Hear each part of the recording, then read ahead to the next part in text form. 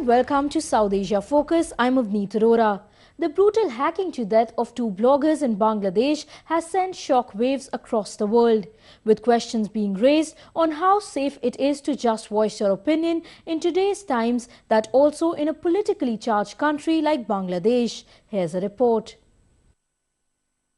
Avijit Roy was an American citizen of Bangladeshi origin who was an engineer by profession and the author of many books on atheism and freedom of speech. He founded the Mukto Mona or Free Mind blog, which promoted a community of secularists, atheists and humanists in Bangladesh. He was killed on March 7 by machete-wielding assailants while coming back from a book fair. His wife Rafita Bonia Ahmed sustained head injuries and also lost a finger. Bangladesh's anti-terrorism unit has confirmed that it had arrested the main suspect in the case, Farabi Shaifur Rehman, in Dhaka on March 2nd. Rehman had been jailed in the past for his ties with the extremist Hizb ut-Tahrir Islamist group. Though the US FBI is also helping Dhaka police with the investigation and DNA evidence was handed over to the FBI after a Dhaka court ruling, not much headway has been made in the case since Farabi's arrest. Protests did break out after Roy's horrific killing and civil rights groups took to the streets demanding justice and action against the culprits. Members of the People's Resurgence Platform or the Gono Jagran Manch staged demonstrations, shouted slogans and raised banners. So he was a long time, he was a target of the fundamentalist goons, and in many blogs of Jamaat-e-Islami and other Islamic militant organizations marked him. He, as well as his blog website that is known as Mukto Mona, that is free thinker. So free thinking is Bangladesh now become a very great danger. All the free thinkers are at risk.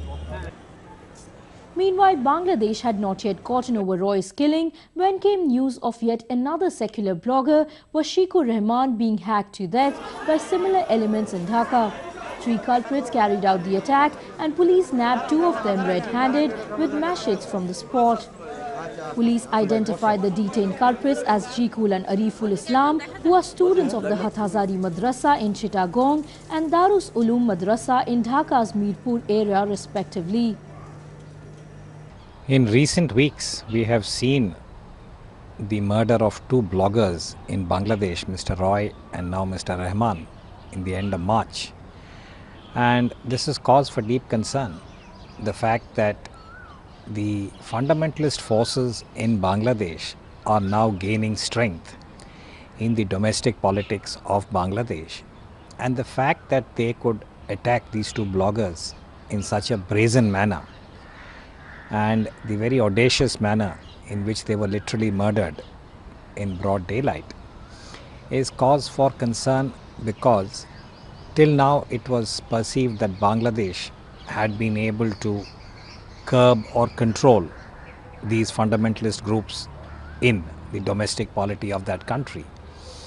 And clearly that is not the case, and these groups, they are again using the cloak of religion to carry out such brazen acts of what could only be described as intimidation and terror tactics.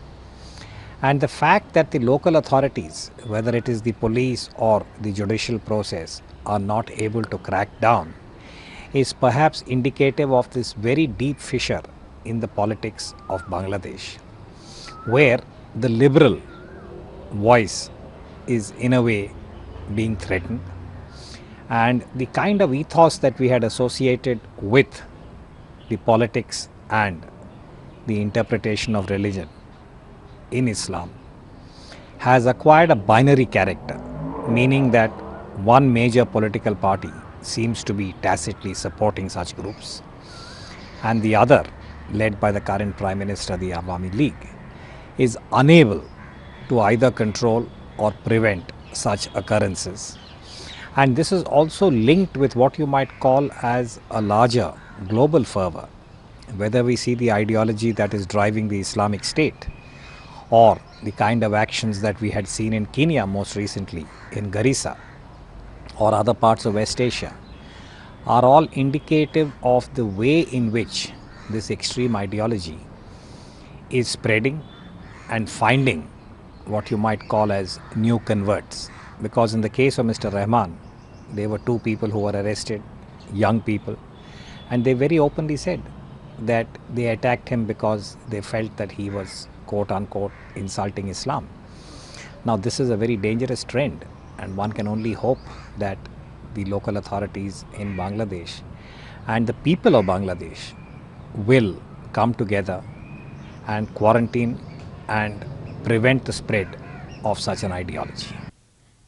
As expected and rightly so, questions are being asked by the civil society to the Sheikh Hasina administration, despite Bangladesh's Law Minister Anisul Haq assuring after Roy's murder that all accused involved in Roy's murder would eventually be punished.